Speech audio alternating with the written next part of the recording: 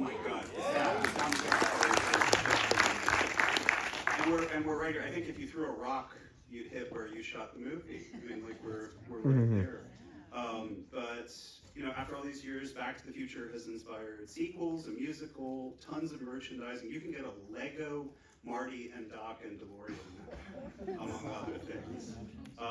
There's a burlesque parody. There are tons of Halloween costumes, and we'll likely be seeing a lot of Docs and Martys around town for the next week or so. So my first question is, like, did you think this movie would have legs like this?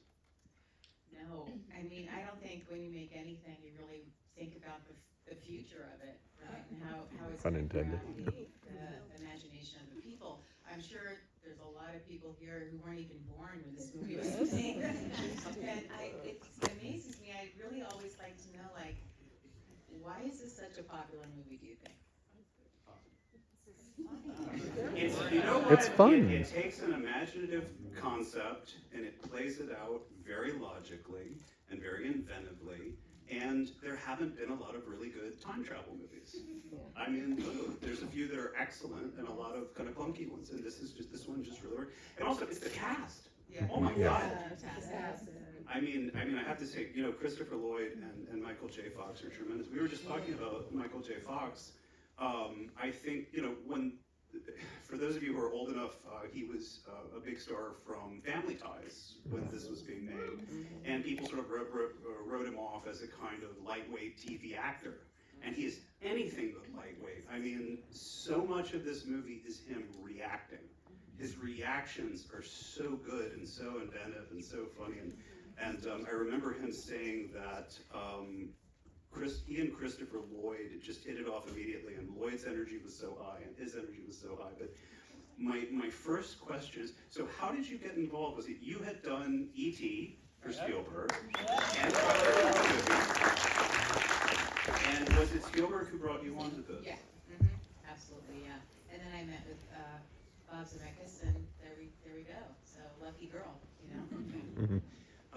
Now, my first question about this logistically is, now I don't know how many of you know this, the original Marty was, it was Eric Stoltz. And they shot for, I think, was it a month or 6 weeks with him? About 6 weeks, yeah. So how do you, when you have a change of leading man like that, I mean, in terms of the physicality is different, the physique is different, everything else is different. How do you pivot like that and come up with a new design on fairly short notice, I'm sure? Very short notice. I think it was like a Friday night. We shot a lot of nights on that, as you can tell. And, you know, I went home and got a phone call, basically like, oh, there's going to be a little change of actors. A little. My recollection, of course, is that we didn't drop a day. We kept shooting on Monday. So it was a really hectic weekend, and then it was kind of just a do-over because everything was different between the two actors. And Michael's physicality, much different. So it just sort of, you know, I just started over. And we went back and we didn't reshoot everything. What we did was, I thought, much harder and really hard on props, and you know, was to go back to an actual scene that we had already shot, remove and shoot every angle that would involve in Michael with everything that was already there, right? So we had to absolutely do everything. It was an absolute masterclass in matching. So that was kind of stressful for everybody, but it worked out. You can't tell. You really can't tell. No, because there was originally a different actress played his girlfriend, and I think that's right. And they recast her because of height. It's a height thing, and because apparently Eric Stoltz, he wasn't doing a bad job. He was just playing it seriously. Like he wasn't. A really different actor.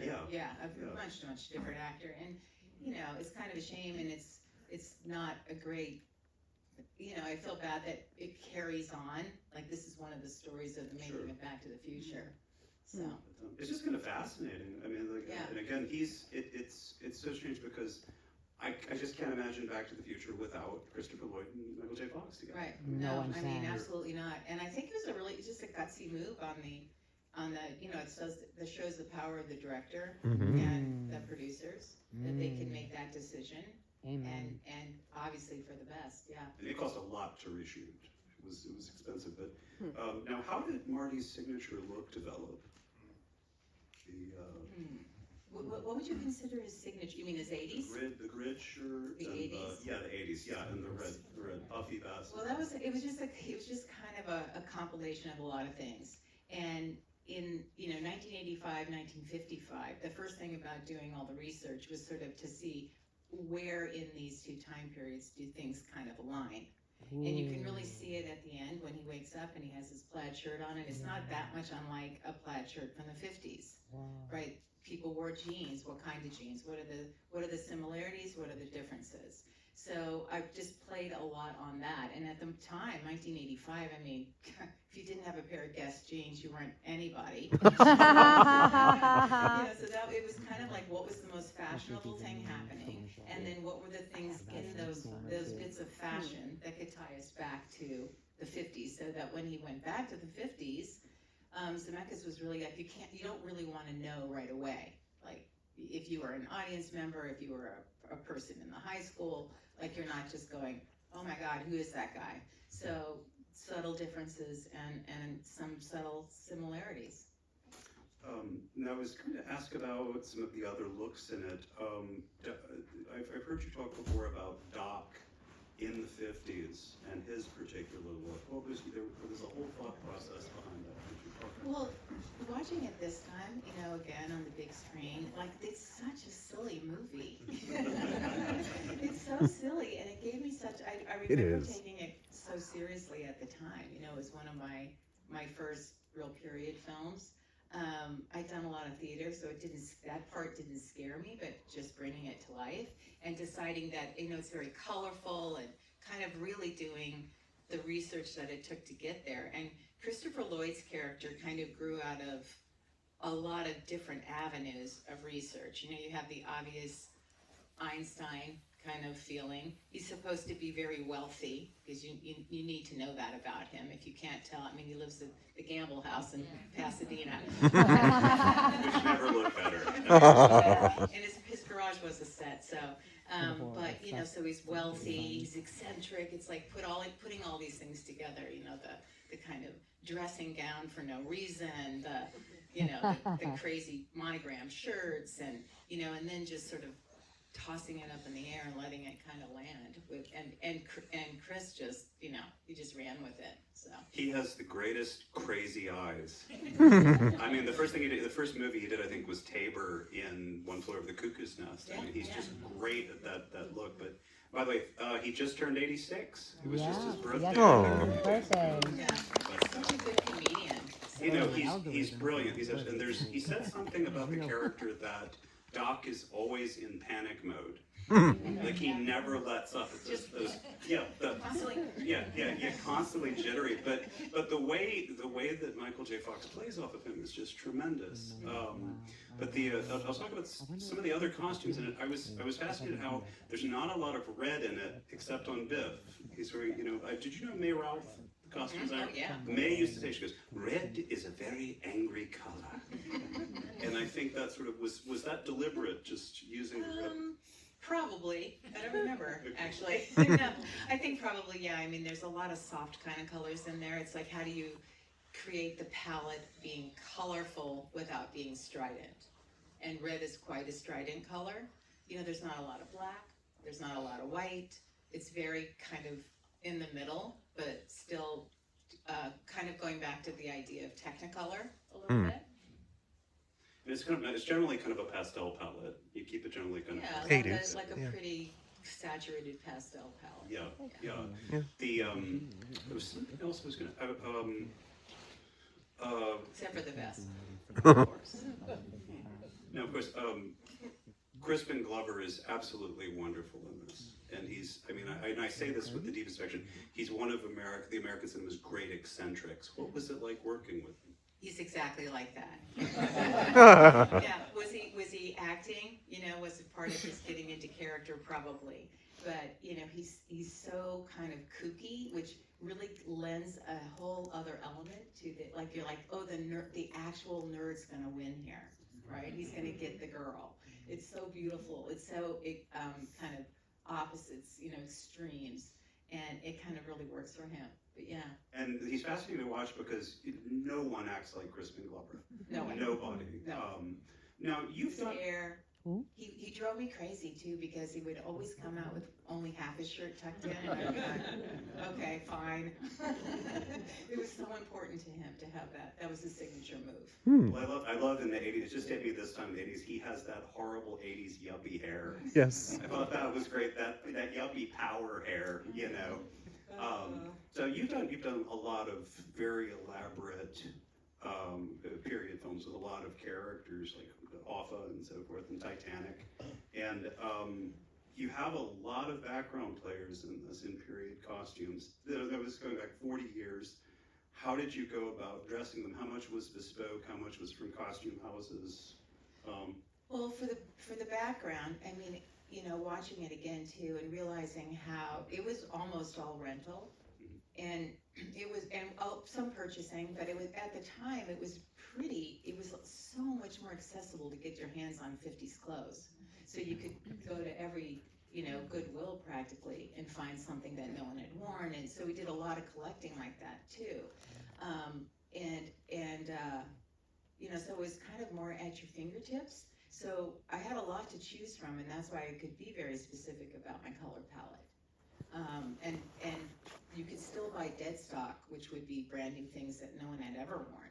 And there were collectors all over the country who had their own collections, and, you know, you just start reaching out to people. Of course, there wasn't the internet, fax machine, you know, but, you know, so it was harder, but it was like the riches were there. So for this, it was pretty darn, I wouldn't say easy, but it took a long time. We really collected a lot of clothes, and then we would just fit every single person.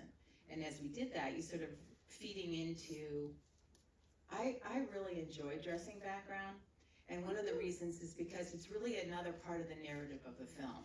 It's like a lot of costume designers, or people think that costume designers are just like interested in the stars or the leads, or, you know, but the truth is that your background is what kind of makes your palette, and it becomes a whole narrative. It's just like the set design or anything else. Yeah. So you kind of, you know, you take enough time to get the pretty much, I mean, those high schoolers probably looked a little old, but Come on, like in Greece, come on. you gotta work those, you know, 12 to 14-hour days. So, you know, so there's that. It's like you try to sculpt it along with, you know, placing your principles in there. And a lot of the clothes for them were made, and I'm like, why did you do that? Why did you make it so hard on yourself? but also found, you know, it's like that crazy shirt that Michael wears, that's the old dotty and crazy. It's like, that was dead stock, and there were like 6 of them, and I could remake them so that the pattern matched and come up with about 3. You know, so, and there was also this, I was young in my career, so I was always nervous about not having a multiple. So I was like, pretty sure I needed a multiple of everything, which I'm totally over that fear now. But yeah, it was kind of a thing. But it was really interesting to. It's the same thing when you make a lot of things for a period film, and you're juxtaposing it with actual real garments from the period. You know, you have a pretty high bar, to me. So, which is a big challenge and a lot of fun too. And one of the great things about this is, like, so often when you're doing period films, you're dealing with real people, with historic figures, and there's a certain amount of fidelity that you have to this. And of course, this you can just, you know, you can have a lot of fun with it. But I like how you make it realistic. You're not, you know, nudging people in the ribs by trying to make any of the costumes funny. Like there's a real reality to them. Except for Christopher Lloyd. Oh yeah. Yeah, I don't really go for comedy clothes unless it's really for a purpose. Because to me, it just kind of backfires. It's like the joke gets old real quick. You know, you sort of steal the joke from the actor a little. You Eugene Levy in the bondage gear and Armed and Dangerous. That's an exception. So it had to be. Oh, It had to be. God. But with Christopher Lloyd, so there's the overcoat. That was pretty much a lot of that was for dramatic effect at the end, right? Mm-hmm. And also, it was really cold. You could see their breath a lot of the time. But also, there was a lot about his clothes too that in retrospect, or probably at the time intuitively, was there a lot of movement. Everything's kind of with him, right? His movement's chaotic. The clothes are moving. Yeah. They're sort of sliding all over the place. The long, so that was part of it too. That helps build the exterior character, I think. Now, were you getting much input from the actors on their costumes?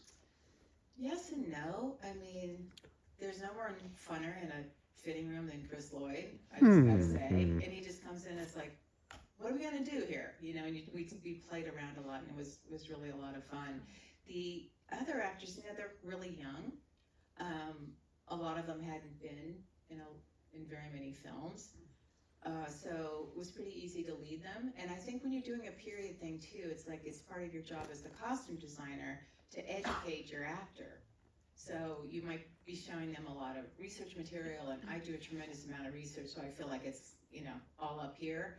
But it's important to sort of extend yourself in that way so people are comfortable. Now, how did you, this is of course the pre-internet era and so on and so forth, goes without saying. How did you research this? A lot of, at the time, I mean, still now, you can get old catalogs, which are just, the best. Watching a lot of old movies from the period and sort of sussing out like what felt authentic. You can documentaries, magazines. I mean, it's pretty much all over. Yeah. Now, the library. Now,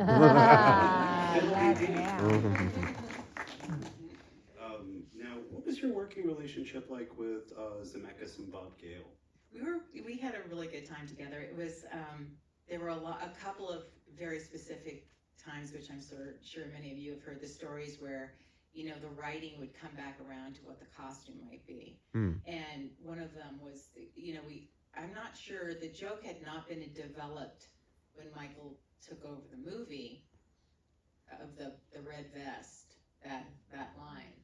So we all got together and it's like, okay, what can you do? And how does he stand out? And what's funny about that? It's like, again, what's funny? I don't know. So I thought about it for a really long time. And one of the things I came up with at the time, again, thank you, 80s, everybody was wearing North Face. That was like, you had to have a North Face coat or vest. And I'm like, well, that's kind of interesting. So I brought that to him, and then Bob Gale wrote the line about the life preserver.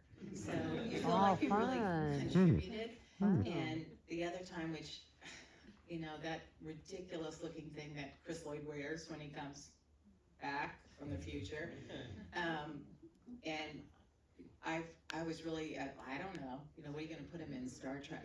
Who knows? So I was like, really struggling over it. And again, got together, and the question was posed to me: what are people going to wear in the future? Like, in all seriousness. And I'm like, if I knew that, I'd be a wealthy person. But yeah, it was like, oh my God, what are people going to wear in the future? So there was a lot of discussion, and all I could do was come up with sort of some of the elements that tied him to his character from the 50s and on. And then the idea, it was just so ridiculous. It's like, when you look back through time, things like, okay, men have worn ties for decades and centuries, and so let's make it a clear plastic tie. I don't know. But as ridiculous as it is, it's still pretty funny. It plays really well, and of course it just leaps out at you. It's so different from anything you've seen in the rest of the movies. And he's been dressed fairly bizarrely through the whole thing. Yeah, and it's just, you had a lot of leeway, at the end. a lot of way to go. But what are your best memories of making this? Ooh, wow. Just, it was a tremendous amount of satisfaction that early in my career to sort of dress a whole scene, especially like the dance, be able to kind of stand back and go, oh, that's pretty good, So and just working, I really, really enjoyed working on the backlot because it had such Hollywood history. Oh. So it was like every day when we would be back there, and I'd just be like, oh my God, just start thinking of all the incredible films that were shot there. And also at the time, my daughter was 1 year old, so she turned 1 on the making of the movie. So that's a really good memory. Was it a fun film to make? It seems like it was kind of fun. It was a lot of fun. It was a lot of work. It was really hard shooting. We shot a lot of hours. We had to make up all that time. And night for night too. Yeah, night for night. It was cold, but we had a lot of fun. It was pretty. And I'm just gonna, as a little sidebar here, note that there were literally 3 costumers, myself and 2 people in the credits. That's it. It's like, this is how far we have come, costume people. Wow. That is ridiculous. And I'm name on the poster, all these things all this huge, tremendous effort by a tremendous amount of people to make a movie like that, to dress background, to make the clothes. And, it's just things have changed for the better. So that's good. And it can still fill a theater, and people are still madly in love with the movie. Yeah, I still wonder why. Can anyone want to speak to that? I just think it just so quintessentially 80s. everything. It was lightning in a bottle. Yeah. There you go. And again, I think a lot of it has to do. The cast is so good, and fortunately, I think almost all of them are still with us, with the exception of Wendy Jo Sperber, who was so good as Marty's sister. She died way too young, and she's so funny in this. I was going to ask you about E.T. How did I'll digress for just a second. Deborah did the costumes in 3 of the top 10 highest grossing films. That's amazing. Not bad.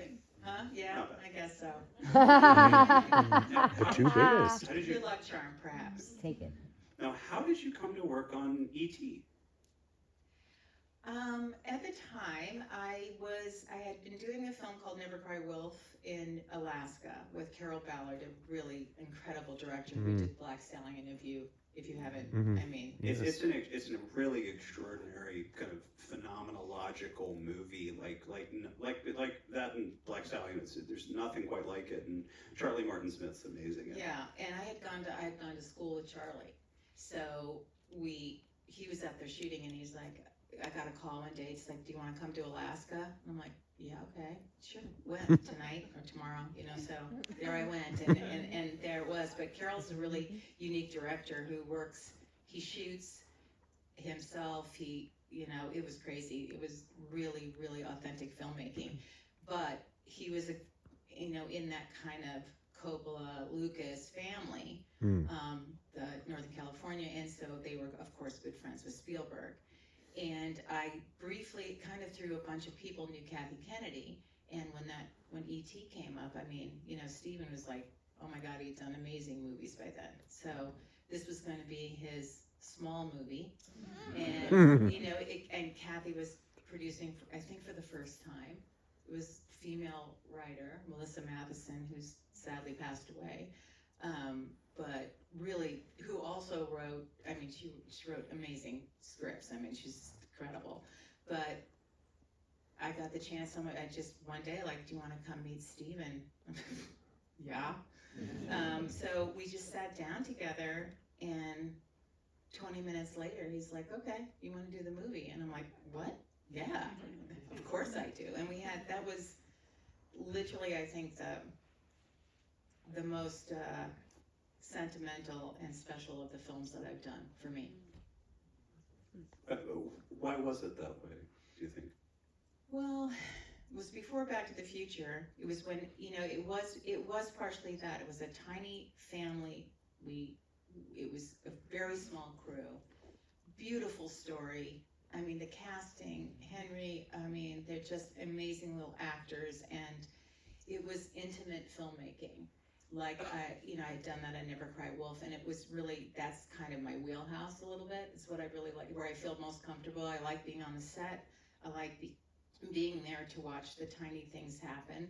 And it was just such a sentimental, beautiful, and who knew it was going to be, again, so popular, right? It's like that film has captured the imagination of the world.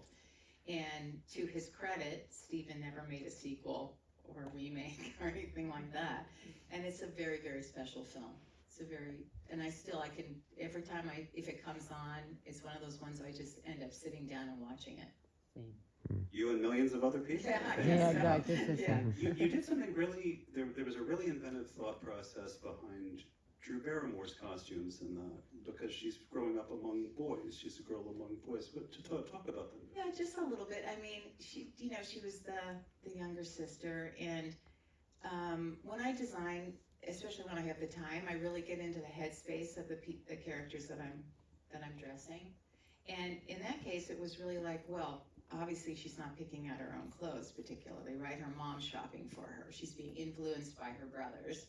And it's the same with the boys, but you can see them as they get older, they get more sort of unto themselves, right? They become more of an outer personality. But that was part of it, that she had this sort of girl-boy mix, and clearly her mother really wanted her to wear pink or,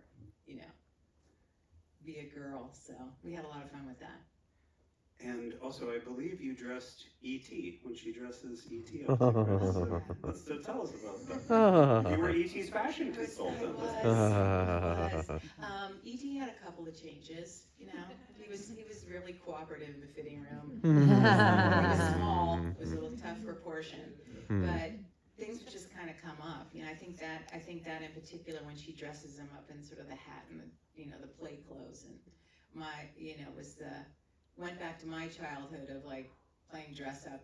All kids like to do it. Mostly little girls love to do it. So that was part of it. And Stephen kind of came up with it one day, and I'm like, yeah. So I just went home and gathered a bunch of stuff up and came to work, and we dressed him up. It was really fun.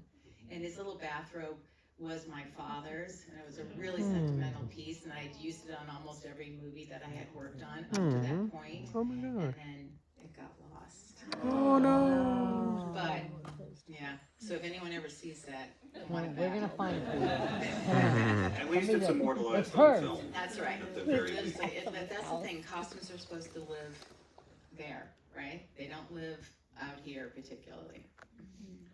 Now, one of your biggest productions fairly early on in terms of logistics was Hoffa. Which of course stars Jack Nicholson as Jimmy Hoffa. It was directed by Danny DeVito, and it was where you met John Lando, correct? I believe? That's right.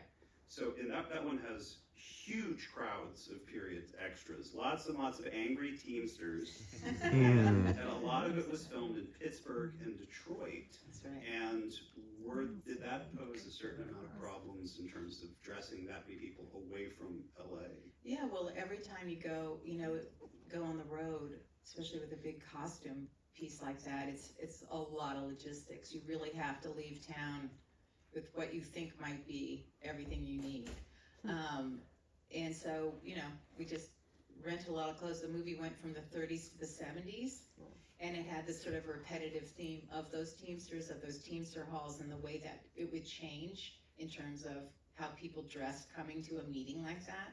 So that was a lot of fun. It was really hard. It was winter, and so. And it looks like it. Yeah, it was cold. Those extras don't look happy. No. It was tough shooting. It really was. But I think it's a great movie, and Jack Nicholson's performance is fantastic. If you haven't seen it, he's really, really good in it. That leads me into my next question. When you're replicating a historic figure like Jimmy Hoffa in this, or Bobby Kennedy, I get the basic idea of how you research, but what are details that you zero in on to convey the character through the costumes? What do you look for? Well, a lot of it is silhouette, and then you really have to, like somebody like that, you have to look over a lot of their lifespan, because you need to know how they grow and how they change and how they stay the same, right? So, and a lot of research, like when you go back in time, it's black and white, which is misleading. And then you have to kind of look, I look a lot at